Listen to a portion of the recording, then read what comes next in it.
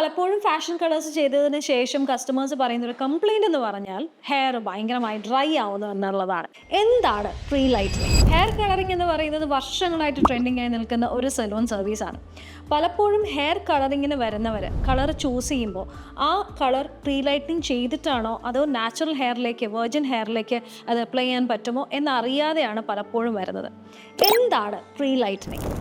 ചില കളേഴ്സ് ഹെയറിൽ ചെയ്യണമെങ്കിൽ, പ്രത്യേകിച്ചും ഫാഷൻ കളേഴ്സ് ചെയ്യണമെങ്കിൽ ഹെയർ ബ്ലീച്ച് ചെയ്യേണ്ട ആവശ്യമുണ്ട്. അതായത് നാച്ചുറൽ ഹെയറിലേക്ക്, മെലാനിൻ്റെ പുറത്ത് ഈ കളർ ഈവൻലി, അതായത് നിങ്ങൾ കാണുന്ന ആ ഷെയ്ഡിലേക്ക് അതിൻ്റെ ഒരു റിസൾട്ട് കിട്ടില്ല.